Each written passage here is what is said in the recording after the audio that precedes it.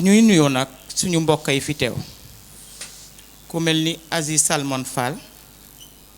sénégalité teew na fi ku mel ni suñu mbokk Sène bi représenté MRDS te bokk ci mouvement CRD teew na fi ku mel ni suñu mbokk waa Tekki teew nañ fi di joxe njéggal suñu mbokk yi nga xam ne jotuñu ñëw ndax dog-dogu àdduna comme ku mel ni soxna Awa Aan di nuyu suñu mbokk journaliste yi fi teew ci waxtaan bi kii tàmbali waxtaan bi mu ngi tudd Amadou Diagne Sir Diallo moo koy wax di ko jottali mbooloo bi ci kàllaama tubaab ki koy tekki ci kàllaama wolof mu ngi tudd professeur Bouba Diop bu ñu paree ñu jox baat bi suñu mbokk journaliste yi wala suñu mbokk invité yi ñu sànni seen kàddu. Alors je disais tout à l'heure, tout en vous saluant, que le mouvement Taxawu Thème a lancé cette conférence de presse sur la thématique 2 décennies de lutte pour une alternative et perspective dans la transition. Cette conférence a eu lieu au relais de Ouakam, aujourd'hui même, le 23 août 2023, de 10h à 11h. Le mouvement avait prévu de commencer la conférence par un film. Malheureusement, on a eu quelques problèmes. On pense qu'on pourra rattraper ces films vers la fin de cette conférence. La conférence sera animée par notre collègue, version française par M. Amadou Diagne Sir Diallo. La version Wolof sera présentée par le professeur Bouba Diop. Et nous allons ouvrir le débat en donnant la parole à nos invités, aux journalistes qui voudraient poser la question. Voilà en gros comment nous voulons commencer la conférence de Taxawu Thème. Nous vous saluons et nous saluons aussi la présence de nos invités, M. Aziz Salmon Fall, de Sénégalité, M. Sène, représentant MDS du mouvement CRD, nos amis de Tekki et nos collègues qui ont présenté leurs excuses pour des raisons familiales telles que la collègue Awa Anne, tout en saluant la présence de nos amis de médias tels que les journalistes qui sont présents et c'est avec eux que nous véhiculons tous nos messages. Merci de votre présence. La conférence a démarré. Et je passe la parole à M. Amadou Diagne Sir Diallo. Merci beaucoup, Mme Seynabou Diouf. Donc nous saluons et nous remercions la presse d'avoir bien répondu à notre invitation. Ce que nous allons dire, donc, c'est la synthèse des assises de Taxawu Thème qui s'était tenue donc à Thiès. Cette synthèse et ces assises-là, donc par procédé d'une analyse de la situation dans notre pays, ce que fut également l'attitude de Taxawu Thème durant ces 2 décennies, depuis la première alternance, et jusqu'à aujourd'hui par rapport à l'actualité nationale. Donc, les assises convoquées par le comité directeur se sont déroulées dans la journée du 6 août 2023 en bimodal, présentiel et participation du reste du Sénégal. La diaspora à distance par les technologies de l'information et de la communication, téléphone et Internet, web streaming. Le calendrier retenu a été effectivement exécuté. Premièrement, exposition sur le parcours de 2 décennies du mouvement Taxawu Thème, exposé sur le bilan et les perspectives. Troisièmement, discussion et synthèse. La synthèse des échanges a permis de relever 1. Que le bilan de l'intervention du mouvement a été globalement positif en termes de repères et constance sur les valeurs, les vertus d'éthique citoyenne, républicaine, démocratique, d'ouverture, de disponibilité, de constance dans la liberté d'expression et d'action, sous l'inspiration du professeur Ibrahima Fall, président honoraire du mouvement. Les limites et les insuffisances en termes de réalisation de projets socio-économiques et de déploiement institutionnel ont été soulignées. 2. Sur nos implications et positivement dans l'échiquier national, force a été de reconnaître certes des victoires avec l'opposition, des avancées momentanément, des reculs, stagnation, du fait des querelles de leadership, de prétention, des opportunismes, irresponsabilité au sein des oppositions. Taxawu Thème doit renforcer son identité plurielle, consciente de la nécessité de cohésion, de solidarité au niveau national, africain et international pour un autre Sénégal meilleur, une autre Afrique meilleure et un autre monde meilleur. Il continuera de se battre pour l'unité des forces de changement, pour une alternative politique, sociale et économique. On ne pourra s'en sortir qu'en articulant intelligence, expérience, force et maîtrise. 3. Concernant les défis du présent, liberté, sécurité, environnement, vitalité des institutions, le mouvement s'est adossé sur les recommandations des Assises nationales 2008-2009 et encourage leur enrichissement et y contribue. Des propositions ont été faites en concernant les mécanismes de consultation périodique et le calendrier électoral pour la phase de transition 2023-2024 dans laquelle le pays s'est installé. 4. Les assises se sont émues de l'atmosphère d'état d'urgence et de siège, restriction des libertés, dissolution d'organisations politiques PASTEF,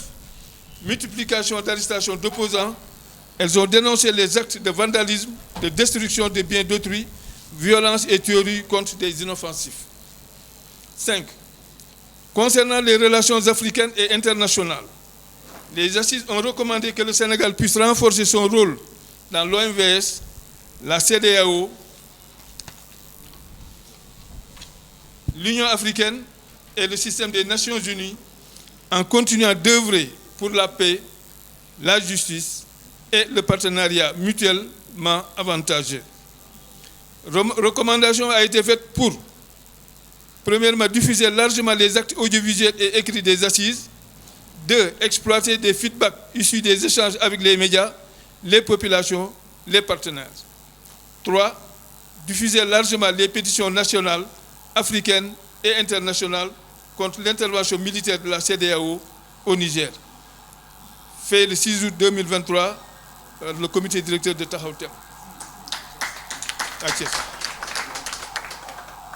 Comme on l'a annoncé à l'entame du lancement de la conférence, nous passons la parole au professeur Bouba Diop pour la version Wolof. Merci de votre attention. Jërëjëf soxna si Seynabou maa ngi leen di nuyu yéen ñëpp ñu fi teew li ñu ma sas nag mooy ma tënk li génnee sunu ndaje bu mag a mag bi ñu amaloon sa Thiès jànqeen ci juróom ñetti fan yi nga xam ni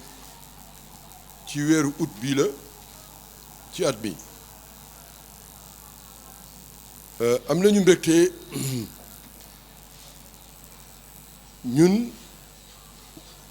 ñi nga xam ni sunu mbokk yi nekk Sénégal keroog Thiès la ñu dem bis bu méttee métti ndaxte foo dem ci keroog d'abord da doon taw rax ci dolli borom gànnaay yi foo romb rek ñu ngi taxaw seen fetal waaye ñi waroon ñëw nañu am ñu am ay ngant waaye moo xam waa Ngaay waroon dem bis boobu Touba ndaxte màggal gi bu ndaw gi lañ doon defal bis boobu teewul participer nañu taal seen téléphone di wax li ñu xalaat waa Casamance yi nga xam ni mënuñu woon ñëw ci jëmbe rek wax nañu seen xalaat yónni seen dénkaane yéen ñi am jot bu ngeen bëggee bu jeexee su ngeen bëggee déglu ñoom li ñu wax ak li ñu ñaan ñi am jot mën nañ ko déglu yéen ñi yore média yi itam bu ngeen bëggee mën nañ leen ci taas tuuti waaw suñu mbokk yi nekk Casamance keroog ak ñeneen daal ñi nga xam ni sax fii waa Caaroy ñi nekk Caaroy ñoo ñëpp participer nañu bon daal mën nañu wax ñi nekk Sénégal ak ñi nekk ci bitim réew waa France waa Amérique keroog toog nañu ba ñoom ñi ñuy woo ndaxte bis boobu dañu tiitoon ndax soldaaru Sénégal du dem Niger ñu laaj ñu tontu leen ñun li ñoo ngi fii Thiès waaye bind leen suñu tur ci ñi nga xam ne ànduñu ci soldaar yi dugg Niger doon bis boobu amoon na maanaa ñu ngi leen di gërëm yéen ñi nga xam ni da ngeen teewoon ak ñi jëfandikoo jumtuwaay yu xarala yi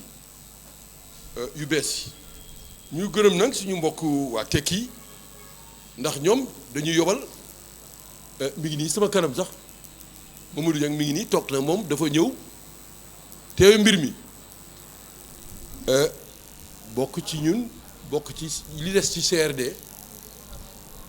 di gërëmaale soxna si Ndeye Mati bu MDS ñoom ñëpp daanaka jàppale nañ ñu ngi gërëm itam suñu mbokk yi bokk ci forum civil waaw donc suñu mbokk yi bokk forum civil ak Sénégalité Aziz Salmon keroog Latir Camara moo ko fa teewal ñu ngi koy gërëm Aziz a ngi nii toog moo Ousseynou bon ñoom tamit suñu ay mbokk lañu waaw ñu ngi leen di gërëm ndaxte bu leen jaarelee keroog ñoom ñu jógee Ndakaaru ci bis boobu muy taw metti ñu fekk ñu foofu toog loolu ñuy wax kóllëre te loolu nag dañ leen koy yëgal waaw bu ma waxee ci loolu nag di gërëm waa forum association yi ñuy wax mbootaay yi ànd ak jamono ONG yeeg yooyu am na ñu nga xam ni sax daanaka am ñoom bokkuñ sax taxaw te mais dañu ñëw ndax dañu ubbi woon affaire bi ku bëggoon ñëw mën nga ñëw alors léegi nag soxna si li nga ma laaj da nga ma laaj lan la ñu mën a jël ci mbir mi lii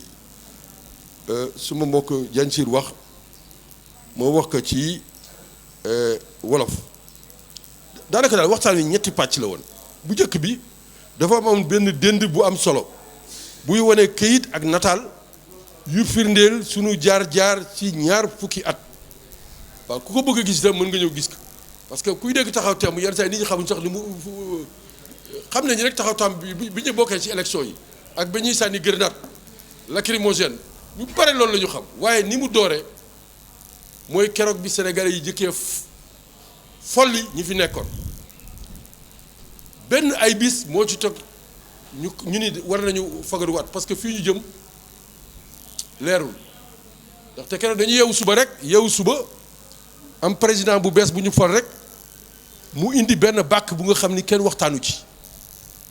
ñun ci la ñu nii fi ñu jëm leerul ci la ñu commencé loolu moo indi taxaw tem ñu bari xamuñu ko waaw loolu nag wane nañu yooyu yëpp nit ñi xam fa ñu jóge ñaareelu waxtaan bi mooy dañu nettali ak xayma li ñu def ñetteel bi mooy dañu segg lu am solo xam nga wolof njaay rek dafa ràññee lu am maanaa ak lu am solo wolof bu ko waxee dafa am lu tax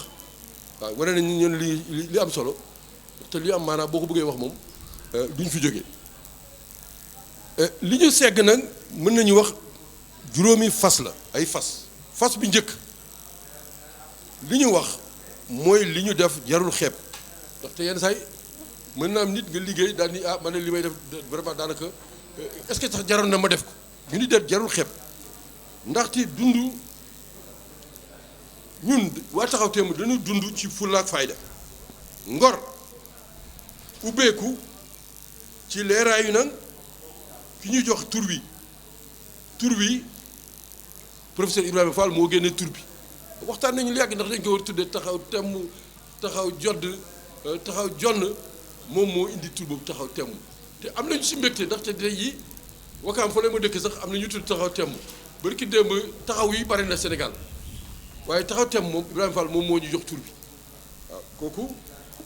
wane nañu lan moo des itam ci am ak ci siiw maanaam bi ñu xaymaa gis nañu ni mbirum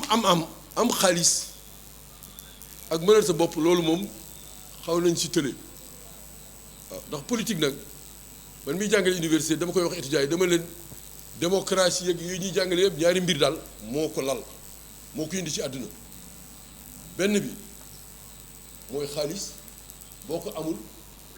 doo mën a àgg foo bëgg a am doo mën a dem def li nga bëgg def yëpp beneen bi mooy mbind wasaara ñaar ñooyu boo ko amul amoo rajo amoo télévision yooyu li ngay def dara des bon loolu xam nañ ko te xam nañ ni tey Sénégal du ñu ñoo fi gën a siiw ñun barewuñu xaalis du ñu sàcc du ñu leb dañuy def lu ñu am waaw liggéey bi nag war nañu jàng si ñi nga xam ne liggéey nañu bu am te dese seen ngor loolu waxtaan nañ ci am na leneen lu nga xam ne yokk nañ ko ci mooy li ñuy dégmal nag te bala ñuy dem ci li ñuy dégmal wax nañu def nañu lu takku ngir jubale jàppale langue yi nekk ci réew mi amul ku ñu mosul àndal ci lu baax waaye jafe-jafe yi bari nañu gis nañ ko ndax ñàkk déggoo ñàkk wóolonte ci biir réew mi yooyu wax nañ ci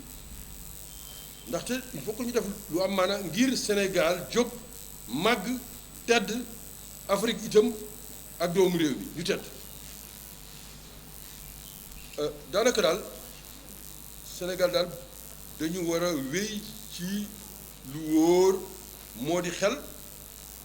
xam-xam doole ak tey waaw ñun loolu la ñu gëm waxtaan nañ ci nag te loolu dañu war a góorgóorlu wéy ci loolu li ñu dégmal nag Diagne wax na ko ci français moo di ñu sukkandiku ci ndénkaane yi nga xam ni pencu bu yaatu bi sunu bàyyi Amadou Mokhtar Mbow jiite woon ñu fàttali ni loolu sax moo tax Ibrahima Fall ndaxte Ibrahima bi ñuy door taxaw temm bi ñu jaaxlee dañu teg téeméeri doomu Sénégal ñu dem seeti ñun dañ leen di seeti pour ñu waajal élection yi ñëw 2005 ñu jéem Mamadou Dia sax tàng boobu gis nañ seeti nañ ko ñoom ñëpp ñu seen yoon yu baax na waaye booba amuñu woon candidat bu baax Ibrahima Fall dañu dem seeti ko booba ma nga Nairobi man mii maa demoon seeti ñu ni ko dañu bëgg nga ñëw nekk candidat mu ni ma man de am naa mbégte lool waaye yebuma waa Sénégal nekk bitim réew jox damay nekk candidat su ngeen ma mayee bu ma dellu siwaatee ba réew mi nekk ak yéen 2007 2008 bi mu ñëwee moo ñëw fekk ñu kër ga li ñu bëggoon moom ànd na ci fekk assises nationales yi am loolu tax assises nationales bu ngeen ko xoolee du ngeen ci gis turu taxaw temm ay gis ngeen ciy def groupe d'initiative solidaire boobu noonu lañu tudd waaw assises nationales di kenn du ci gis turu taxaw temm te pourtant boobu door nañu bon loolu loolu tax assises nationales koo wote ñun ñu ngi ci seey ñu nekk fii ñu bare liggéey nañ ci man nii moom la doyen Maxtaan boobu sosoon li ñuy wax gouvernance sociale njàng wér-gi-yaram tàggat yaram dialogue social ak sport ñun lañ ko sosoon ñu liggéey ci lu takkat keroog bi CRD di waxtaan pour ñu xóotal dañu génnaat wax ni lii lañu waxoon lii lañ ci mën a yokk tey jii parce que boobu léegi ëpp na fukki at bon ñun dañu yaakaar ni Sénégal ku bëgg génn ci gilaawaali gi assises nationales yi amul leneen lu ko gën ñun loolu la ñu gëm bon mën na nag boobu ak léegi am na fukki at ak ñeent léegi boobu léegi war nañu amal itam lu wóor ci tànnum njiit ñu loolu la ñu gëm de li ñu war a dégmal tànnum njiit président de la République am na maanaa de waaye nañu wax ci ndawi réew mi penc mi nan lañ ko war a gisee yaakaar ngeen ni penc mi ni muy mel mën a soppi ak itam gox geeg goxaat yi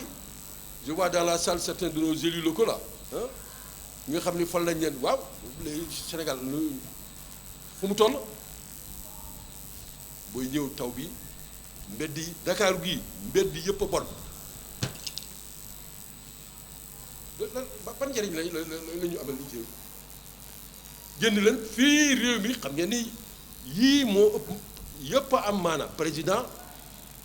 ñu nekk sa penc ma ñu nekk ci gox yeeg goxaat yi suñu camarades yi xam naa ni bu ñu paree journalistes yi sax mën nañ ci cokkaas ñenn doyen ngi nii moom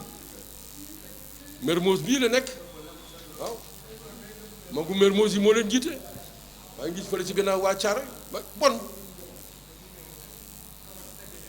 lii lañ ko war dugal suñu bopp Sénégal tey jii léegi ñëpp ngi jiitewu la mooy jiite réew mi waaye jiite ak penc ma ak yooyu ñun yooyu la ñuy waxtaan suñu mbokk yi waaw loolu daanaka daal loolu moo gën di wéy ci xuloo xeex bund xatal di ŋàdd di tëj di rey di taal ak di yàq réew mi noonu la ñoo ngi rey nit ñi ñu ngi taal dëkk bi da ngay toog sa kër bu sa mbëxloo amee di lakk bon yooyu yëpp ñun waxtaan nañ ci et xam naa ne seeni bu léegi mu arrêté ma parce que maa ngi yokk rek ci li xew daal fa lay daaneele ci réew mi mooy ak li ñu wër ñun Sénégal yooyu yëpp waxtaan nañ ci keroog waxtaan nañ ci yooyu yëpp ci li leer daal moo di benn nañu wóolu askan wi kooku en français nag mooy il faut avoir confiance nga Sénégal ku amul confiance ni yow sénégalais yi mën nañu soppi seen réew bu yeboo rek nga dem tëddi nelaw ñun de wóor nañu ni réew mi dañu war wóolu askan wi mais waaye nag attention day fekk xam-xam fulla ak fayda am waaw ay nit rek non il faut que mu am xam-xam ak fulla ak fayda beneen bi mooy ñu jàppoo bu dëgër unité bu amul ñi bëgg a changer du sotti ñetteel bi mooy sax ci dëgg la constance puis gars ñi constant wu da ngay ñëw tey nit ñëw gis la suba nga ëllëg mu ne mais yow suba rek nga gis ko feneen kaay ñu ànd nga ñëw mu yaakaar ne mën na la nax te comme Cheikh Anta ni mu koy wax réew mi dañu war a feri nax fer ci nax Cheikh Anta daawoon na koy wax waaye man defe naa ba léegi feraguñu ci nax bu ensuite ñu sax ci dëgg maandute te booloo bokk loolu daal laa jàppoon ci tënk bi ci ndenkaande yi nag Diagne wax na ko am na ñetti mbir yu nu ñaan waa taxaw temm bon taxaw temm dégg nañu waxtaan bi dañu benn nañu wesaare li ñu jëlee ci xayma bi maanaam nañu fexe ba la fa Diagne wax keroog parce que Diagne la ñu waxoon mu bind ci fu ñu jëm man ñu laaj ma nettali li xewoon doyen xaar nettali na la yu bare nañu taxaw temm na fexe ba def ko téere ñu jox ko xale yi ñoom Pape Seye rek ñooñu parce que ñun daanaka ana Thierno ñun daanaka ñun ñi fépp soo xoolee ñun ñëpp karaw yu weex la ñu yore ñun du ñu wax ni jeexal nañu de waaye daal nañu bind li ñu nga xam ne xam nañ ko ñu jox ko ànd ak ñoom nag yenn saa lu ñu gis ni noonu ñu wax leen ko loolu moom Diagne defe naa wax nga ko nañuy wesaare mbir mi Jules Diawara la mu tënk bu ñu paree mën ngeen ci xool di bëgg seetaan cinéma ak nataal yi loolu itam nañu fexe ba nit ñi gis ko parce que doyen xaar keroog am na yu bari yu mu fa wax yu nga xam ni kan mooy Ibrahima fu mu jaar yooyu yëpp nañu fexe daal ba nit ñi jot suñu mbokk Kounouma Ndiaye ak yooyu ak ñeneen ñu koy nettali parce que dana am njëriñ ñaareel bi mooy ñu déglu mbokk yi ak am di jàmm yi maanaam yéen journalistes yi ngeen di wax yenn saa yi ngeen cokkaas ñu yenn saa yi ngeen kii mais nañ leen déglu bu baax seet li ngeen ñuy wax itam ci lu baax dana ñuy fexe ba jëfandikoo ko ñun gëmuñu ni ñun rek ñoo xam mbir yi ñu dem ñetteel bi fa lay daaneele nañu bañ nangu suñu réew di dugg ci xeex yu ñu amalul njariñ te nar a gën a gaañ doomi Afrique ak doomu àddina muy xeex bi fii xeex ba am Ukraine ak i xeex ba am ñun jàmm la ñuy woote ci Sénégal jàmm ci Afrique jàmm ci àdduna maa ngi leen di gërëm jaaleen jëf. jërëjëf professeur Bouba Diop wax ji leer na. xëy na ni ma ko waxee dama ko ëmb daa bëgg a dégg turu professeur Ibrahima Fall li muy laaj ndax waa taxaw tem dañuy ngëmbaat Ibrahima Fall mu présenté wu ci élection yi ñuy jëm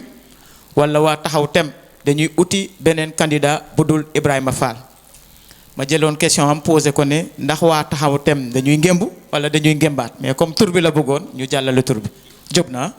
kuy tontu. waaw xam nga sa laaj bi dafa am maanaa ndax sa laaj bi sax dafa tënk lépp Sénégal jafe-jafe yi mu toll Jules léegi yéen su ngeen amee jot da ngeen déglu keroog suñu xarit bi tudd Thiaw nga xam ne moo ñu représenté ñun toute la zone de la Casamance day wër Ziguinchor Diembéring keroog xam nga lu mu ñu laaj yéen ñi daje Thiès ana doyen Ibrahima Fall ana doyen Makhtar Mbow lan ngeen di def pour seeti leen ngi réew mi bañ a tàkk tout à l'heure bu ngeen bëggee daa ngeen ko déglu moom en direct téléphone la ko doon wax moom ñëwul woon keroog bon mën naa leen tontu yéen journalistes yi ñaar ñooñu mu tudd yal na leen yàlla may yal na leen yàlla yokkal fan mais ñooñu fan yi ñooñu mënuñu wax ci réew mi fu mu toll nit am na fu nga xam ne bu fa àggee mag yaramam sutante waroo ko sonal waaye ñun de xam nañ ni ñoom xam nañu ñun li ñu xalaat te bu fekkoon ñoom bokkuñoo ak ñun xalaat daañu fexe ba seen xalaat maanaam lu ñu mën a woote lu dul jàmm tegal yëf yi ci yoon maintenant comme journaliste yéen a ma posé question yi ma yëgal leen lenn keroog président actuel bi bi nga xam ni nekk entre les deux tours élection yi bés boobu man maa koo fekkee ak dem si yàlla si Mambuso na ko yàlla yërëm ak Diallo Diop xam nga lu ñu wax ñoom ñii nekk tey si jal bi dañuy doyen yéen wóolu nañ leen dañ leen bëgg ngeen dimbalee ñu ci mbirum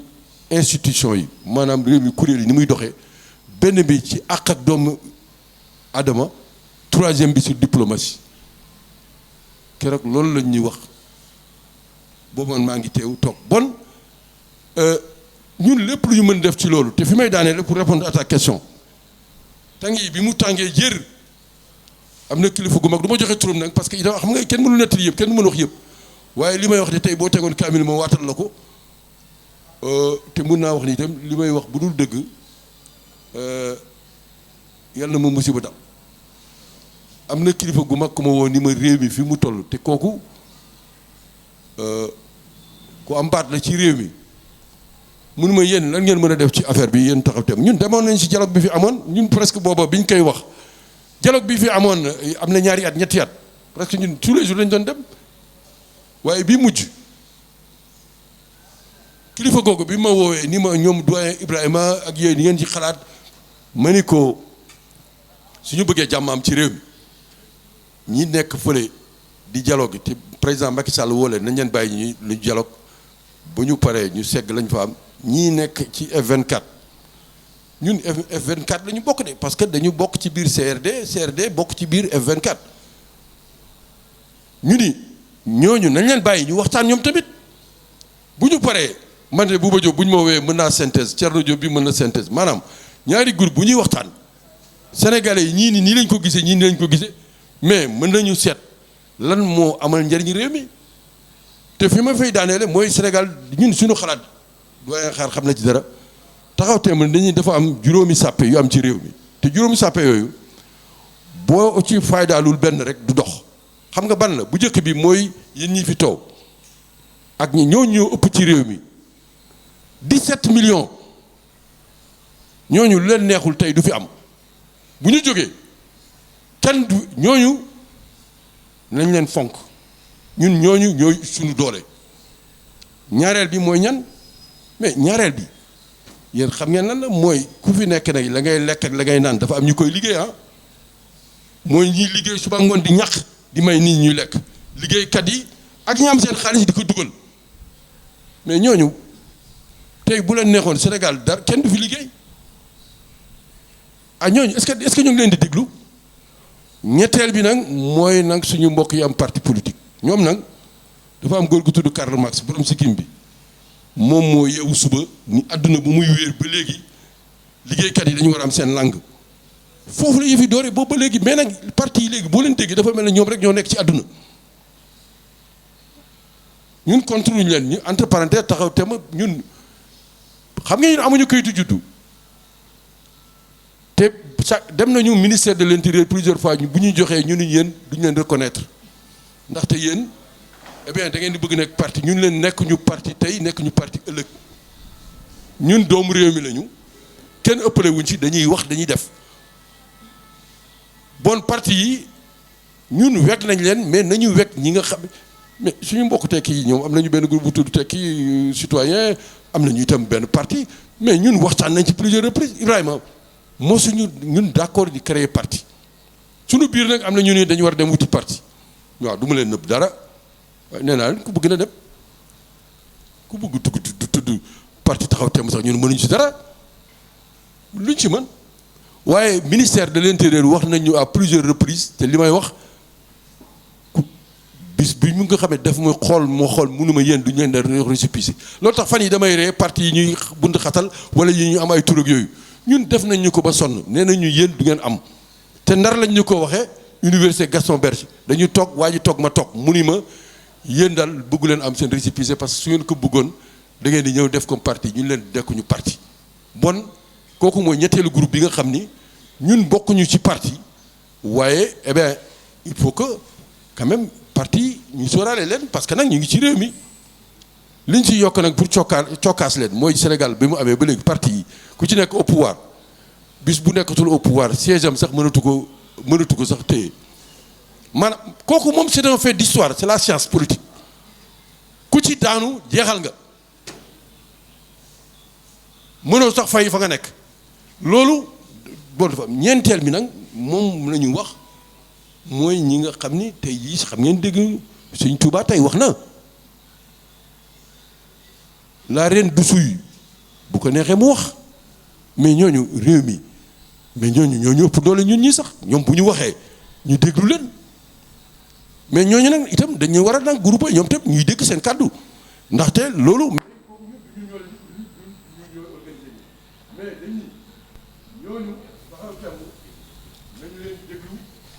ñooñu li ñuy def am na maanaam bu des nag benn groupe boobu nag bu ma ko waxee bu leen neexee bu ma génnee sax ñu tëj ma kaso mooy Afrique li fi am soldats si ku ni ñoom du ñu wax walla seen liggéey mooy jël rek gànnaay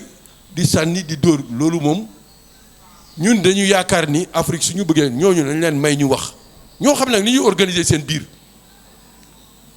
mais bu dul loolu ñoom ñooy def coup d'état yi boo Afrique parti ñoom ñu ngi def ay coup d'état te ñu ni ñoom bokkuñu si te ku mu ci neex nga jël ci jal bi toog fa yore sa gànnaay ñun taxaw tam loolu la ñu gëm juróom yooyu nañu toog nañu wax bu dul loolu musiba dana am bu dul loolu day doon ay xaru xam nga actuellement Sénégal xaru yi bari na ak ñuy wax dafa am ñetti xaru waxtaan nañu ci am na ñu tëju ñu tëj leen am na lu nga xam ne xaru la nga gis réew mi ni mu mel ngay ni damay def lu ma neex kooku xaru la rek te dana leer ñetteelu xaru bi nag mooy sunu doom yi dee ci géej gi kenn xamul fu mu toll Ndar Dakar Fass Boy ñu ngi jaale mbokk yi man mii di wax ak yéen ñaari ay bés gi nii su ma rakk doomam ba léegi saraxe nañ ko néewam ba léegi kenn gis ko li ma leen di wax ñaari ay bés gi nii ku ci nekk nag xëy na fii mën na nettali Wakaam bee ma dëkk keroog fukk ak juróom-ñaari xale yi bon Sénégal xaru yi bari na de dañu bëgg nag mu dàkk nit ñi dellu si waat xaw ma ndax yow tontu naa sa mbir li nga may laaj nag mooy ñun fu ñu far loolu xam nga waxtaan woowu mooy waxtaanu biir kër leen laa di yëgal de leen rek laa di yëgal te xam ngeen ko yéen ñun duñu ne bi dara gis nga parrainage yi commencé parrainage ñun ñoo ngi ko tuddee tingoom bi tingoom parrainage tingoom la rek maanaam man ak doyen xaar ñu toog waaye boobu ñu ne yow pour nga bokk boog ñu tingoom la maanaam nga indi mais yooyu yëpp ñoo ngi ciy waxtaan ñu ngi demee suñu mbokk yi ñu ngi waxtaan ak campagne bu dooree ma fàtte leen ne nag suñu bilan bi bu ngeen ko xool élection yu mujj yi bu mujj yi élection présidentielle yu mujj yi taxaw tam woteeluñu kenn xam nga lu tax bi ñu toogee ba yëf yi ñëw ñun gis ñu woon programme bu nga xam ni bii doy nañu rax ci dolli groupe bi ñu bokkoon kii wax na ko jàncir fippu dañ ñu woon nañu def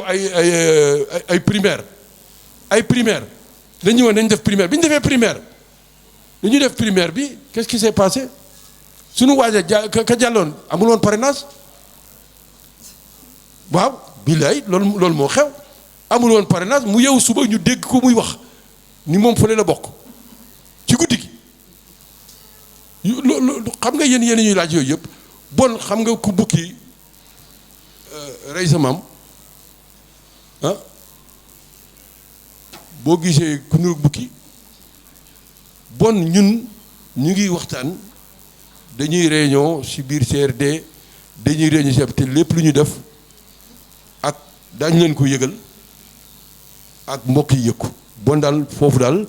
la ñuy am parce que Sénégal nag bis bu nekk am lu bees xaw ma jàncir lépp maanaam mooy transition bi xam nga li ma bëgg a wax mooy transition bi xam nga ñun lu jëppal maanaam jàncir dana ko développé parce que développé na ko ci texte bi ni ñu gisee transition xam nga dañuy wax transition nan leeral li ñu gisee transition mën na am nag nit ñi ànd ak ñun mën na am sax suñu mbokk CRD yi sax ba parce que dañuy waxtaan dañuy wax ñun dañu ko gisee la transition dañuy dafa commencé maintenant xam nga actuellement transition la nekk kenn xamul fu Sénégal jëma fii ak une semaine kenn xamul nu mu jëm ba fii ak 2024 ba muy jeex mën na am sax ba mu weesu 2024 mais Diagne Sy na leen wax li nga xam ne ba ñu toogee Thiès te Seydi Dieng fekke ko gars yi fekke dañuy transition nii lañ ko gisee bu fekkee li ñuy wax doylu nit ñi parce que ba ñu fi jëkkee wax keroog am na fi ñaari at fii la ñu conférence de presse ñu ni taxaw teem nee na nañuy def 3 élections yi ci benn at keroog bañ koy wax fële ci front bi opposition bi ñëpp a ngi toog ndey mati moom defe naa fekkee nag parce que moom wóor na ma ni fekk keroog bañ ko waxee am ñu ñëw ànd ak ñun daal di daal li ngeen wax c'est très profond maanaam ñu économiser xaalis def 3 élections yi mais am na ñu nga xam dañu mere di wax ñi daal il roule pour Macky Sall parce que ñii di wax ni nañu def 3 élections yi en même temps kenn mënul waxtaan fii ci réew mi boo waxee ñu féete la fen mais teewul transition bi ni ñu ko gisee yéen journalistes yi noté leen Diagne Sy développer transition bi parce que man dama bëgg mu leer ci bopp nit ñi ñun nii la ñu gisee transition bi. Voilà, merci beaucoup Bouba. Et je vais par rapport à cette question-là et avant d'arriver sur la transition telle que nous la comprenons même si on voulait investir le professeur Ibrahim Fall, on ne pourrait pas le faire parce qu'il y a la limite d'âge. Déjà. Mais cette limite d'âge-là, on l'avait déjà fustigée quand on l'avait fait dans les réformes. À l'époque, le professeur Ibrahim Fall avait dit justement que la limitation de l'âge, plus le fait qu'on puisse condamner quelqu'un qui est auteur de détournement de fonds publics pour 10 ans, plus les gens qui soutenaient dans Benno Bokk Yakaar, que ceci était une manœuvre pour empêcher les éventuelles candidatures en 2017. Donc on avait dit. Et malheureusement, tout comme la réforme parce que ça c'était dans la réforme du code pénal. Et malheureusement, Karim Wade, comme Khalifa Sall, ils ont été victimes de ça, mais personne n'avait écouté. Bien. Maintenant, ce qu'il faut comprendre également. Il y a un point, nous on n'est pas d'accord sur tout, hein. Même CNRI. Nous on a été dans la CNRI. Point bimouah, d'accord une chose. Tu as fait limitation, avec le fait que nous avons 18 ans, nous voter. Mais les 18 ans, nous sommes candidats. Mais nous, on était minoritaires. C'est écrit dans les archives que nous avons assisi, d'accord, les vous faites que nous avons 18 ans, ça y est, 18 ans, vous êtes candidat président de la République, pourquoi pas? Mais il faut être cohérent. Le droit, quand il faut que parce que nous les assises nationales, ce n'est ni la Bible ni le Coran. Mais nous, on a été minorisés sur cette question. Voilà. Donc je confirmerai que ce que dit le professeur Bouba Diop, parce que c'est moi qui étais le représentant de Taxawu Thème dans la restitution des travaux de la CNRI. Donc toutes ces questions ont été débattues sur la question de la nationalité, la double nationalité, sur la question de limitation d'âge, sur la question d'un parlement monocaméral ou bicaméral, etc. etc. Bon. Mais ce qu'il faut comprendre, c'est que souvent on prend le train en marche au Sénégal. Ce qui était à l'origine, ça permet d'arriver sur la transition. Pourquoi nous avons cette position-là sur la transition? Parce que quand on regarde, on disait qu'en 2011, avec le projet de loi de Maître Abdoulaye Wade, c'était la suppression du quart bloquant. Ce n'est pas seulement ça, parce que aujourd'hui, n'importe qui peut le vérifier. Vous allez à l'article 33 de la Constitution. On a supprimé le quart bloquant. Mais c'est depuis 2006 que le président Abdoulaye Wade a supprimé ce quart bloquant-là. Parce que tout simplement, il était dit que le président de la République, ou plutôt que nul n'est élu s'il n'a obtenu la majorité, 50% des suffrages exprimés. Première condition. Deuxième condition, il faut que ces suffrages exprimés-là représentent 25% des inscrits. C'est ça, en réalité, qu'on appelle le quart bloquant. Et ça a été supprimé en 2006 par le président Abdoulaye Wade. Personne n'a rien dit. En 2009, il récidive, il fait le ticket vice-président, président, et on le fait vote par le loi constitutionnelle, et personne n'a rien dit. Et il a fallu attendre 2011 pour faire la combinaison entre la suppression du quart bloquant, qui élisait le président de la République avec une majorité à la fois absolue et relative, pour maintenant instituer le ticket président-vice-président qui débouche sur la dévolution monarchique du pouvoir. Et c'était ça la question fondamentale. Sauf que pour être élu à ce moment-là, il fallait simplement avoir 25% des suffrages exprimés. Ce n'était plus une question de quart bloquant, parce qu'il avait supprimé. Et ce quart bloquant supprimé existe encore dans la Constitution. C'est pour ça que nous avons dit que nous, la question fondamentale, ce n'est pas simplement l'élection du président de la République, mais toute la question se trouve au niveau du Parlement. Et c'est ça c'est pour ça qu'il faudra faire ces réformes-là. Donc la transition pour nous, aujourd'hui, on doit faire en sorte que, parce que ça aurait été intéressant qu'on puisse le faire avec les gens du pouvoir. Tel n'est pas le cas. Aujourd'hui, il faudrait que tous les gens qui se disent de l'opposition, qui se disent de la société civile, ou qui se disent indépendants, que nous puissions être d'accord sur une personnalité consensuelle pour aller aux élections, dont la mission, en cas de victoire, serait tout simplement, dans une période de transition, de 3 ans par exemple, mettre en œuvre les assises nationales, les conclusions des assises nationales et les conclusions de la CNRI et de la charte de bonne gouvernance. Si on ne le fait pas, tout individu qui sera élu aujourd'hui sous l'empire de la Constitution actuelle, et que je rappelle,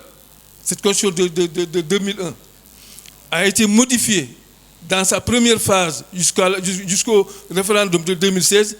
à hauteur de 60% par l'actuel président de la République. Après le référendum, il y a des modifications qui ont été apportées à hauteur de 24%. Ça veut dire que la Constitution de 2001 a été modifiée à hauteur de 84%. Mais donc on n'a plus cette Constitution-là. Ça veut dire qu'on a une nouvelle Constitution, mais personne n'en parle. C'est pour ça que nous pensons qu'il faut revenir aux assises nationales, il faut revenir à la CNRI, mettre des institutions qui soient viables, qui soient sécurisées sur une période de 3 ans, par exemple. Et la personne qui sera élue donc, durant cette période transitoire-là ne participera pas aux élections à venir. Que ça soit très clair. Donc aujourd'hui, on n'a pas besoin d'avoir un candidat partisan, mais nous avons besoin de quelqu'un qui mette en œuvre les assises nationales. Parce que sinon, l'actuel président, il avait dit qu'il avait signé les assises avec réserve. Mais quand on a fait la restitution au niveau avec le doyen Amadou Mahtar Mbow et Mamadou Lamine Loun, on s'est rendu compte, ils ont dit qu'il n'y a personne qui avait signé avec réserve. Donc tout individu qu'on va élire aujourd'hui, tout le monde va se réclamer des assises nationales. Tout le monde va se réclamer comme étant membre du peuple des assises. Mais une fois élu, on n'a aucun moyen de le contraindre d'appliquer les assises nationales. Et donc quand on terminera sur ça, en faisant donc, cette transition-là, il faudra faire en sorte qu'il y ait une autorité indépendante qui organise les élections. Sinon, on va passer d'une dévolution monarchique du pouvoir, comme je l'ai rappelé tantôt, à une dévolution dynastique du pouvoir. Parce que c'est ça qui est en train de se faire. On voit l'exemple de la Mauritanie, malheureusement ça a mal tourné. L'exemple du Niger aujourd'hui qui est auteur d'un coup d'État, c'est ce qu'on a essayé de faire, mais en fait c'est la réplique du procédé Poutine-Medvedev que les gens veulent faire partout. Donc les gens ils quittent le pouvoir sans pour autant quitter le pouvoir. Donc c'est pour ça que nous disons qu'il faut une transition telle que je l'ai définie au bout de 3 ans, uniquement pour mettre les assises nationales. Et après ça, on va procéder à des élections qui sont indépendantes, qui sont transparentes et qui ne souffrent d'aucune ambiguïté et d'aucune contestation. Ok. Bon, li ma ci yokk pour ne pas donner l'impression que journaliste bi damay daw ñuy daw question bi gis nga bi ñu dajee Thiès ñii ñaar ñoo fi ñëwoon ñi nga xam ni ñoom dañu am seen organisation bu ñu paree conférence de presse Aziz a ngi nii Aziz moom dafa yónni ne xaw ma ndax candidat la élection présidentielle yi wala déet mais bu fekkee moom dañ leen ko wax Lamine Diallo moom non seulement wax nañu ni candidat la mais même bi ñuy def exposition dañu exposer même seen ay affiches yeeg yooyu moom mi ngi ci comment de tey si nekk fi ma ngi ci xam naa ni sûrement ci terrain bi bon loolu il faut que ñu yokk seen information boo information nga wax ni loolu wax nañ ko Lamine il nous rassure parce que gis nañu déclaration muy wax le présidentialisme néocolonial moom àndu ci ak itam président bi dañu koy war di ko juger comme juge ñun direction yooyu la ñu wax président moom même tey jii taxaw temm bu fi ñu si amoon ñun président de la république taxaw temm bu ñu amoon président de la république itam il faut que ñu ñëw wax ni dañ koy contrôler démocratie mooy loolu te loolu ñu ngi ciy waxtaan bu wax ci lan la ñu gisee réew mi jañ si may rappelé ni triplage bi ba léegi dañ ci sax bu yeboo Sénégal yi ànd ci buñ si àndul ñun du ñu empêche ñu nelaw maanaam Sénégal élection yi nañ ko def benn at mu jeex nit ñi liggéey chaque at ñu def élection mu nekk tontine nit ñi commencé wuti xaalis ku ci nekk yaa ngay kërti mais cette manière de faire la politique il faut arrêter élection yëpp mën nañ ko def ci benn at nit ñi dem liggéey dans 5 ans ñu ñëwaat mais xaalis boobu xale yi mën nañ ci am liggéey xaalis boobu mën nañ ci économiser ñun taxaw tam loolu la ñu gëm bon journaliste yi wax leen ni loolu la ñu gëm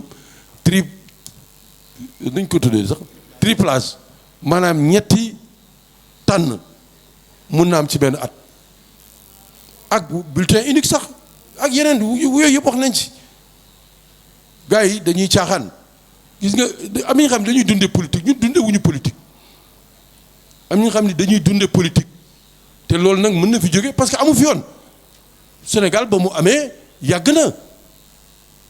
am na ay téeméeri at Afrique ba mu amee am na ay junni at Aziz a ngi nii moom xam na depuis ci jamono sunu maam Firawna yu jaar jamono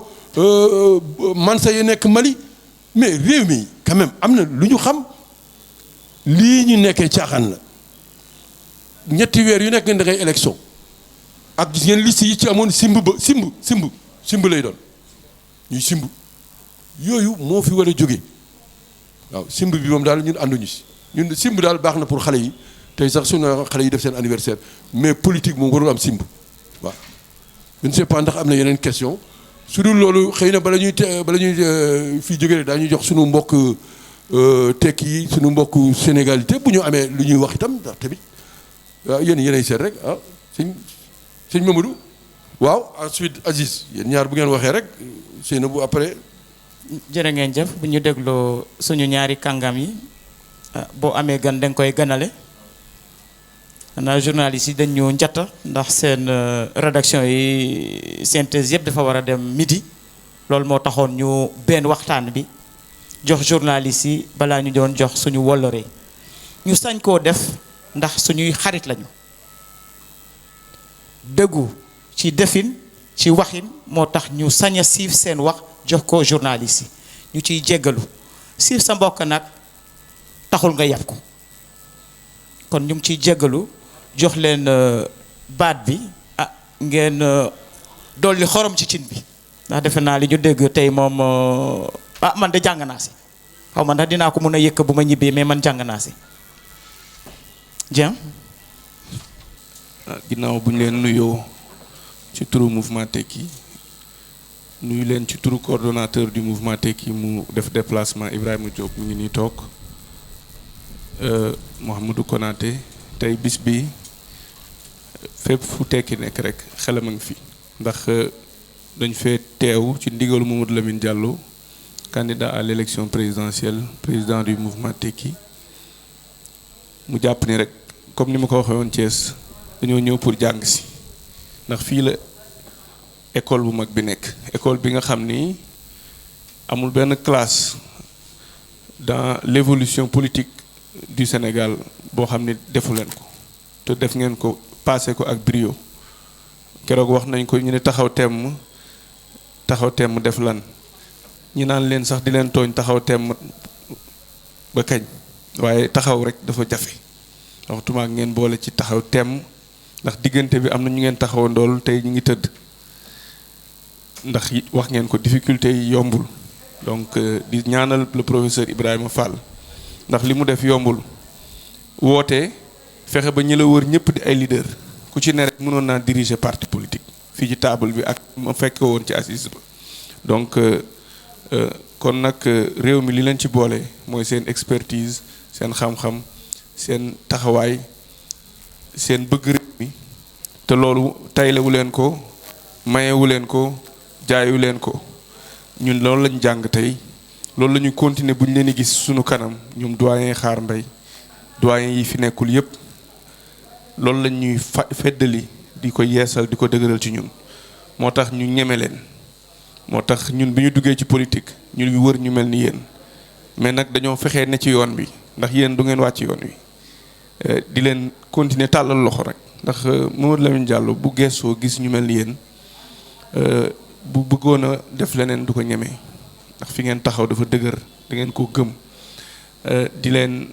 wax ni rek engagement yi ngeen fi jël yoon wi ngeen jël yàlla moo xam li xew ëllëg waaye ñun ñeme nañ ni engagement yooyu ñun duñ ko wàcc ndax ci la ñuy nekk rek ndax tey jii le pays à la croisée des chemins ñi tànn dem boor bële dooni ay prédateur jëfandikoo askan wi noot askan wi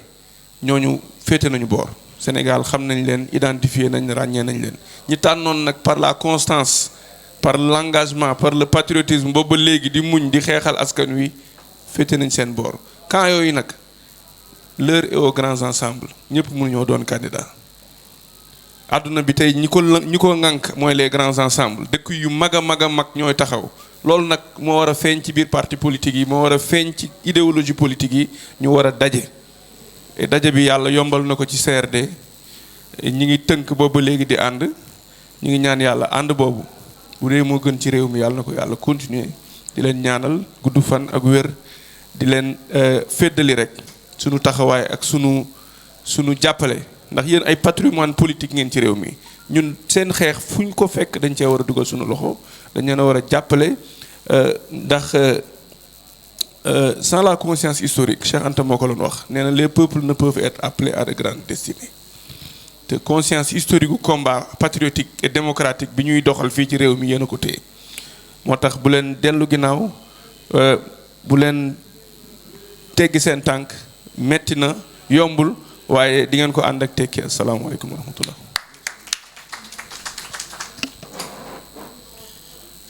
xam naa de du ma ne ségrégation lay def balaa may jox Aziz danga may jéggal mooy jox suñu soxna si toog ndax saal bi bariwul ay soxna dafa rafet rek ñu jekk-jekkal toogaay fu góor jàll jigéen jàll bu dee salaamaaleykum nga ñuy defaraat tamit dafa rafet rek ñu dégg baatu jigéen ci conférence bi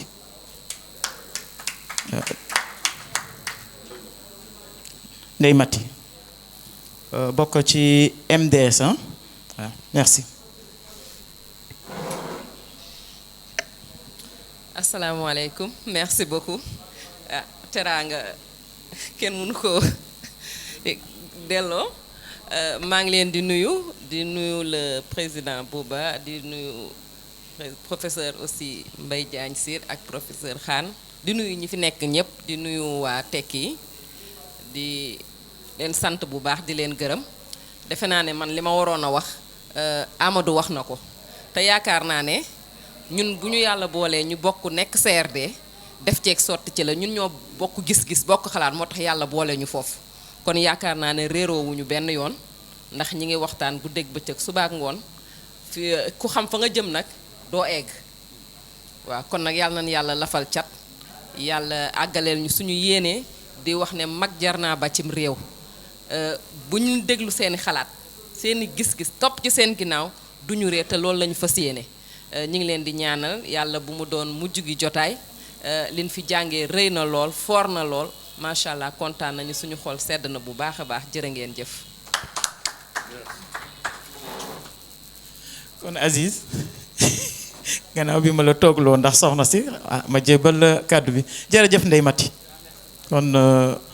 bu malaaka yi naruloon a yéegal nañu dafa baax rek ñu aadoo ko ci Sénégal fu mbootaay nekk rek ñu teral suñu soxna yi jërëjëf Ndeye Mati. Aziz nag mu ngi bokk ci Sénégalité Aziz Salmon Fall. jërëjëf mbokk yi maa leen di nuyu ci seen tur ak seen sant di gërëm waa taxaw tem ndax foog naa ne li ñu fi liggéey ci ñaar fukki at dafa di loo xam ne xëy na feeñul ci nit ñi waaye ci ñun lenn nañ sama mag Bouba Diop ak sama doom baay Ibrahima Fall ak seen àndandoo kenn mënul wax lu bon ci ñoom boo xoolee kenn xamul ne parti la waaye dafa di jotaay kuréel ñoo xam ne seen gis-gis ak seen jëf ñooy xaali yoon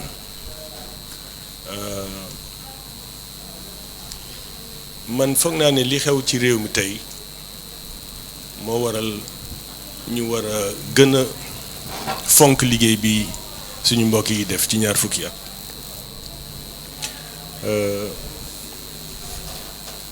dégg naa li ñuy wax xam naa ne par modestie rek la ñuy waxul li ñuy def waaye segg nañ lu am solo ak lu am maanaam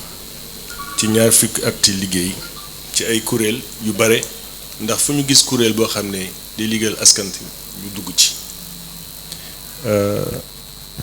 xëy na sax lu dul bëgg réew mi ak am xol yu neex moo waral ñu leen di nax ndax seen jaar-jaar boo gisee gars yi dem ba ci diggu yoon bàyyi leen fa wala ñu jàdd mbedd mais ñoom ils sont restés constants. foog naa ne ni ñu fonkee réew mi ak ni ñuy fonkee baykat yi dunduñu ci politique waaye dañuy wax ci politique dañuy jëf ci politique te seen liggéey foog naa ne ci ñaari fukki at yi nar a ñëw war nañ leen ci jàppale. ñun nag suñu tur bu bees la dafa niroog turu Sénégal dañu naan seen égal seen égalité ndax gis nañu kuréel yi bare nañ fi waaye li ñu amul mooy fu ñu bëgg jëmale réew mi maanaam projet de société. ñu waxtaan ak ñoom waxtaan ak waa taxaw tem waxtaan ak ñu bare door a bind téere boo xam ne ñu dénk ko d'abord ñi féete càmmoñ ndax dañu foog ne ñi féete càmmoñ ñoo tal askan wi talul ñu am profit ci capitalisme te ñun suñu gis-gis capitalisme moo waral li ñu nekkee ci réew mi donc ñu dénk parti yi ab téere boo xam ne ñu xëy na ñu gis ci seen bopp mbaa ñu amandé ko mbaa ñu jëriñoo ko ngir élection yi waaye aussi at yi di ñëw foofu nag nañu toll ndax boo leen xoolee ci candidat yi fi am foog naa ne lu tolloo juróom fukk bu ko ëppul loolu nag du dara ci réew bu mag waaye foog ñu am au-delà de l'ambition ñu am loo xam ne mën nañ ko teg ngir jëriñoo askan wi ñu foog ne nag bi ñu gisee seen programme doy ñu jox leen matériel boo xam ne ci aspiration wu peuple bi ak lii taxaw tam di wax moom la ñu bind dénk leen ko. Donc très rapidement, je remercie encore le travail extraordinaire qui a été fait par Tahotem pendant ces 2 décennies. Et je leur souhaite de continuer parce que c'est un mouvement, c'est une force, c'est une idée. Et il répugne à rentrer dans le cadre institutionnel parce que justement il est entravant. Parce qu'ils ont une conception de la démocratie ouverte, mais aussi une conception africaine de la démocratie. On n'insiste pas assez sur cette africanité. Et je crois que nous avons, en tout cas pour ce qui nous concerne, un allié essentiel dans la compréhension du projet Saine Égalité, Saine Égale, qui, comme le disait avec beaucoup d'humour mon camarade Diallo tout à l'heure, au Sénégal, c'est PPP, police, procureur, prison. Mais nous, c'est plateforme progressiste panafricaine. C'est un autre PPP. Et nous disons tout simplement, nous avons laissé à tous ces partis politiques, en tout cas ceux qui s'occupent de justice sociale, de panafricanisme, de lutte contre l'impérialisme, un document de travail qui a été confié aussi à Tahotem, afin qu'ils essayent d'infléchir leur politique, de l'amender, de le bonifier, mais aussi que les électeurs plus tard puissent poser les bonnes questions à cette flopée de candidats, pour les pousser au retranchement de la sortie de crise dans laquelle le continent se trouve. Nous sommes aujourd'hui dans une tectonique de plaques. Le dispositif néocolonial de croissance est en train de s'écrouler devant nous. En fait, la France ne sera plus du tout la même France néocoloniale, dépendamment de nos peuples. Les firmes multinationales veulent l'Afrique sans les Africains, l'Afrique des ressources. C'est nous qui dormons au gaz. Si les peuples s'unissent, si les peuples de la sous-région s'unissent, en réalité, nous reprenons le contrôle de nos destinées. Et c'est ça que voulaient nos pères fondateurs, c'est de créer un mouvement panafricain fort, un développement autant centré au profit de nos masses, principalement de nos femmes, de notre jeunesse. Et ça, c'est ce que Tahotem a toujours fait et continue de faire. Et je trouve qu'il y a une certaine ingratitude dans ce pays. Il faut dénoncer. Ce n'est pas pour rien que des gens comme Cheikh Anta Diop, comme Mamadou Dia, ont été abandonnés par nos masses et nos dirigeants politiques. C'est parce que les gens d'intégrité, les gens de travail, les gens qui veulent vraiment faire sortir le pays, sont combattus non seulement par l'impérialisme, mais par les forces rétrogrades de ce pays. Et c'est eux qui provoquent l'inertie. Et c'est contre ça qu'il faut lutter. Donc je remercie encore tous les camarades, tout le travail abattu pendant toutes ces années. Et je leur souhaite beaucoup de courage. Di ñaan gudd fan mujj bu rafet ak wér-gu-yaram sama doom baay Ibrahima Fall dina ñaanal yéen ñëpp nit ñi jàppale leen ci seen liggéey yi ndax liggéey bu tedd la ñu xàlli yoon yi ñu jëm kanam jërëjëf.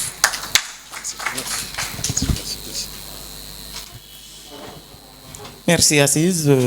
wax ji leer na gën na dugaat ci suñu teen bi na ñun ñëpp bu ñuy ñibbi moomu kenn du soxla ubbi robinet ndax dinañu yóbbaale ndox mu leer bu neex a seddoo fi ñu jëm jërë ngeen jëf. may gërëm tamit ci suñu tàmbale waxoon nañu suñu mbokk yi fi teew ñu am ñoo xam ne dañu daf si ci biir waxtaan bi te jotuñ leen a gërëm muy le doyen tonton Pascal Ndong Malamine Savané jërë ngeen jëf ci seen teewaay li ma waxoon sànq rek ku la soppul du la fekk si géew ku la sopp rek moo lay fekk fi nga nekk muy ci xat-xat muy ci bànneex muy ci naxar jërë ngeen jëf yàlla na leen yàlla fay. ma tegaat beneen nouvelle tam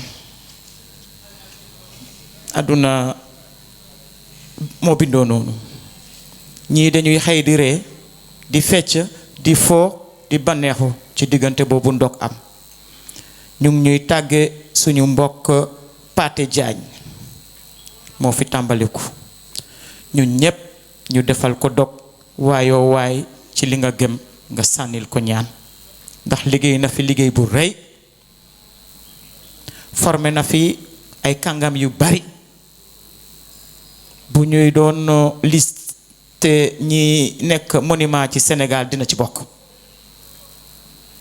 leen defal ko benn dog ñu continuer waat waxtaan bi jërë ngeen jëf.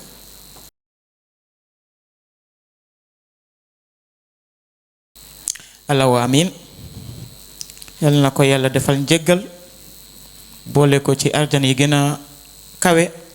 war sakam des ci njabootam des ci Sénégal. defe naa ci invité yi kan moo bugg a jëlaat kàddu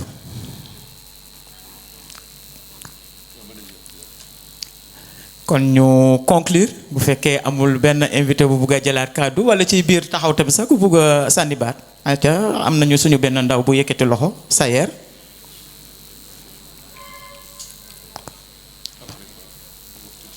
waaw Sayer gannaaw ci njaboot bi nga bokk dañ ñuy may professeur Bouba sànni baat ci Pathé Diagne bi ma leen tàggee léegi ngeen jégal waaw mbokk yi comme ni ko Séné bu waxee kenn mënul teqalikoo te waxuñu xale yi kan mooy Pathé xam nga doyen Pathé képp ku nga xam ni ci réew mi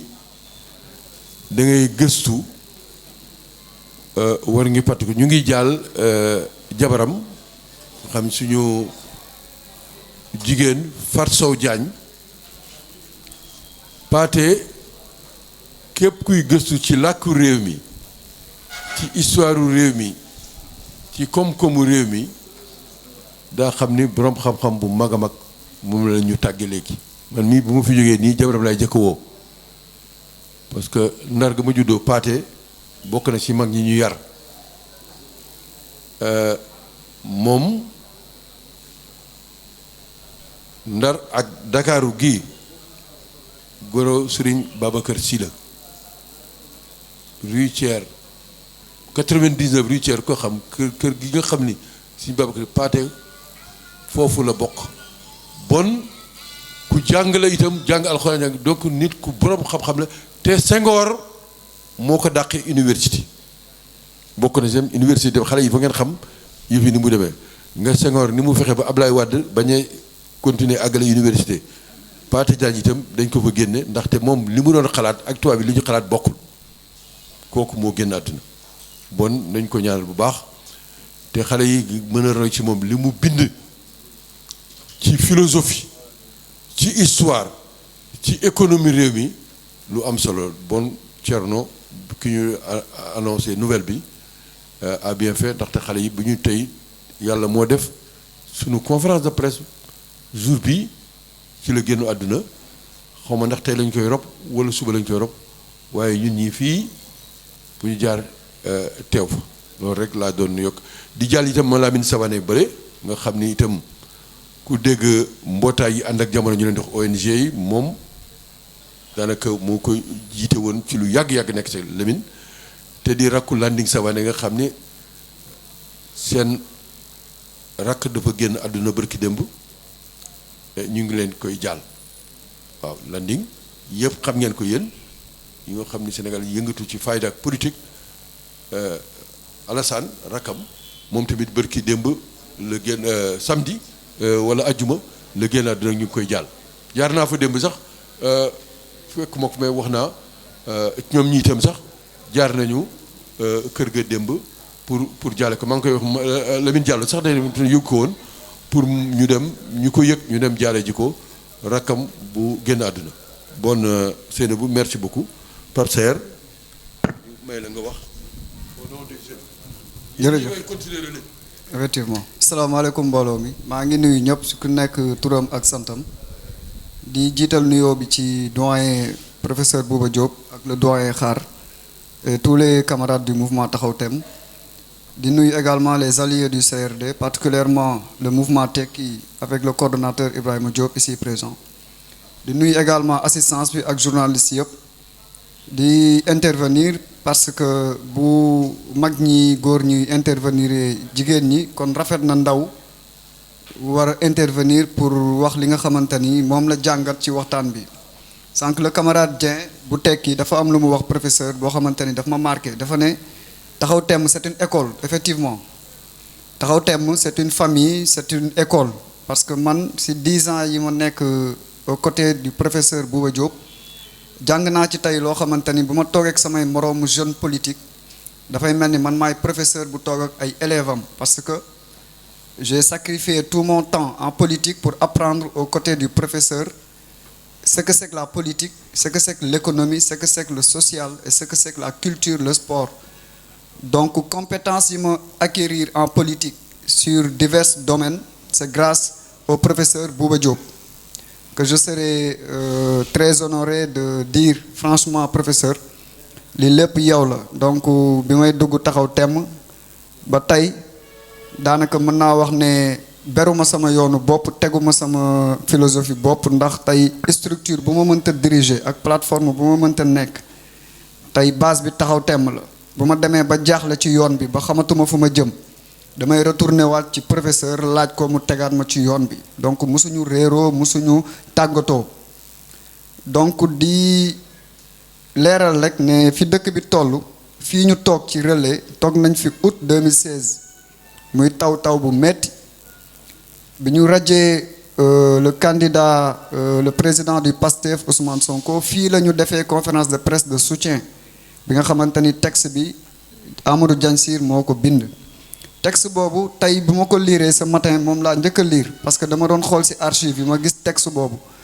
donc li ñu doon wax 2016 ci situation politique dëkk bi dafa mel ni tey lañ koy dund véritablement amul changement recul démocratique excès de pouvoir détournement de deniers publics emprisonnement loolu lépp Taxaw Thème ba mu koy wax di alerter opinion bi fii ci relais dafa yàgg boobu j'étais encore plus jeune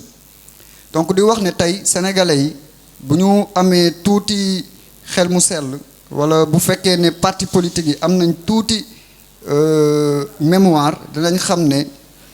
2012 Taxaw Thème moo njëkk a génn coalition Benno Bokk Yaakaar Idrissa Seck moo ci topp Cheikh Bamba Dièye lu tax ñu génn coalition Benno Bokk Yaakaar du ma revenir ci li professeur Bouba doon wax ci engagement yi président Macky Sall jëloon à l'encontre du professeur Ibrahima Fall c'est parce que dañoo jàpp ne assise nationale mooy base du développement au Sénégal képp koo xamante ni assise nationale nga gëm ñun Taxaw Thème moom la ñuy àndal képp koo xamante ni gëmoo assise nationale Taxaw Thème du ànd ak yow parce que Taxaw Thème assise nationale la gëm te président bu mënta ñëw Sénégal te appliqué wul assise nationale avec toutes les ressources du monde du ñu mën a développer parce que ñi tënk assise nationale ñu ko ŋànk en commençant par le doyen Amadou Mahtar Mbow ba ci man mi nga xamante ni maa gën a tuuti ci peuple des assises xam nañ ne constitution Sénégal ci jëm boppam comme ni ko le doyen Amadou Diansir waxee 84% du corpus constitutionnel des articles ont été modifiés te assise dafa am ñetti point yu am solo souvent gars yi dañuy wax chef de parti et cetera mais li ëpp solo du loolu li ëpp solo mooy la refondation de nos institutions mais li si jiitu mooy ñu adopter une nouvelle constitution parce que 2016 bi ñuy dem ci référendum bi nous étions dans 2 plateformes différentes au niveau national ñu ngi nekkoon ci ñaani bañ na avec les Y'en a marre donc la société civile man personnellement en tant que responsable de Taxaw Temb au niveau de la commune de Thiaroye-sur-Mer d'où je suis actuellement conseiller municipal on avait battu campagne dans le cadre de la coalition Gor Sa Wax Ja donc Taxaw Temb a été ci combat yëpp tey du ma wax historique gu fi Taxaw Temb jaar donc pour tënk professeur kàddu yi ay kàddu cant la ci man maanaam man damay sant yàlla ci formation bi ma am à vos côtés di sant yàlla tey ci xam-xam bi ngeen def ci man di sant yàlla aussi bi ñu dajewaatee si jàmm ak salaam te boobu ba léegi gis naa ne gën nañ gisee trop professeur malgré ñu ngi déggante tous les jours mais tey il fallait que ma ñëw gis mes vieux camarades ñi nga xamante ni ñoom ñoo ma nàmpal ci politique di wax ne nag ñun yàqamtiwuñu ñun ay ndaw lañ donc ñun li ñu gëm mooy yéen ngeen xàllu yoon bi ñun ñëw topp seen ginnaaw ragaluñu les grandes parties de masse parce que ñun doxuñu ci affaire de masse li ñuy dox mooy li nga xamante ni moom mooy principe fondamentaux d'une république le respect des droits essentiels des citoyens et la garantie des libertés fondamentales donc en résumé professeur maa ngi lay sant bu baax a baax di la gërëm di gërëm aussi assistance bi di gërëm Taxaw Temb di wane ne c'est un plaisir que votre fils vous retrouve encore une fois di gërëm assistance bi di ñaan dëkk bi Sénégal yàlla def fi jàmm ba tey li ñu fi wax lépp presse bi mu mën ko relater ñëpp mën ci jëriñu donc maa ngi lay remercier bu baax a baax professeur merci. waxul lépp nag parce que tey jii dafa bëgg takk jabar nee na daf ñu ko yëgal doyen xaar donc nee naa ko na takk bu dëgër rek merci. Voilà, merci. merci Sayer jërëjëf. waaw ni nga ko waxee jekk na bu mag ñi waxee jigéen ñi wax ndaw ñi war nañu wax loolu mooy Sénégal bu fi ndaw ñàkkuloo sax ñu dem a doxantu ci biti jël benn ndaw ndax jetaay bi gën a frankulaayu jërëjëf ci fu ñuy jeexalee dinañu jox suñu doyen xaar mu tëj defal ñu ñaan.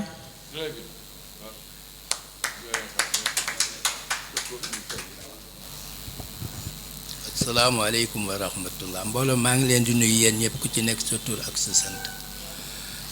xam naa de xanaa ni ñuy wax naan ku fekkee rek mucc doo war a mucc waaye liñ fi waroon a wax yëpp wax nañu ko man li ma ci dolli rek moo di xanaa di ñaanal mbooloo mi di ñaan ñëpp koo xam ni ñëw nga fi rek lépp loo xam ni jële nga fi ko ci jël nga fi dégg nga ko fii rek mu nekk njariñul Sénégal ndax ku xam Taxaw Temb xam Ibrahima Fall xam ñi ngànk Taxaw Temb professeur Bouba Diop Diansir Diallo Seynabou ak ñeneen waa Taxaw Temb ñoom dañ di ay nit ñoo xam ni nit de valeur lañu ndax Taxaw Temb li tax ñun tudd Taxaw Temb moo di Taxaw Temb dafa am loo xam ni daf ko gëm li mu gëm nag moo di jàmm ak salaam ci la ñëpp nekk ndax ci yonent bi sax sallallahu alayhi wa sallam boo ñëwee ci lislaam dañ lay wax assalaamu aleykum wa rahmatullah yàlla na jàmm yàlla nekk ci yow mu wax la wa aleyka salaam wa rahmatullah mu delloo la yàlla yow it yàlla na jàmm yàlla nekk ci yow. Taxaw Temb nag moom ba ñu nekkee li ko Buuba waxe ba nëga ni ba fii ñun de suñu ngor duñu ko jaay ndax buñ ko doon jaay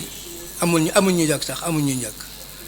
yàlla xam na ni Taxaw Temb professeur Bouba Diop ak ñi war Taxaw Temb bu fekkonte ni pouvoir moo leen tax a jóg rek dugg nañ ci pouvoir bi bu yàgg waaye ñoom gëmuñu loolu li ñu gëm moo di servir le peuple sénégalais lépp loo xam ne da nga koy am ci sa ñaq waaye doo ko am ci leneen loolu mooy li nga xam ne moo tax Taxaw Temb nekk fii ba nëga ni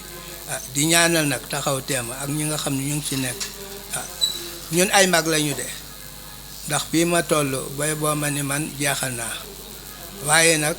doo jeexal rek ni dangay croiser les bras li mag ñi dañ ni mag mat naa bàyyi ci dëkk ko ci ñu ne xanaa mag moo rafet xel moo tax man nag dama bëgg a ànd ak xale yi li ma tax ma bëgg a ànd ak xale yi moo di dëkk bi nga xam ni ñoo ko ne man bu ma jaaxalee samay sët samay doom dañuy ñëw après samay doom samay sët dañuy ñëw te bu ma nee samay doom mooy doomi Sénégal yëpp bu ma nee samay sët it mooy sëti Sénégal yëpp li ñu bëgg ci Sénégal moo di Sénégal goo xam ne képp koo xam ne ku fi nekk sa liggéey da nga li ngay ñàq dana la mën a dundal sa famille dund boo xam ne bu yomal xëyaamee boo demee daje ak sa borom doo ci am dara looy ragal loolu mooy devise taxaw temm liggéey boo xam ni fii ci àdduna boo xam dana la jëriñ àdduna dana la jëriñ àllaaxira loolu mooy liggéey yu taxaw temm ba nag professeur maa ngi leen di remercier bopp di leen ñaanal yàlla na yàlla barkeel liggéey bi yàlla na yàlla may leen fan wu gudd yàlla na yàlla def jàmm ci dëkk bi yàlla na yàlla sotti xeewal ci dëkk bi di sàkk mu laaw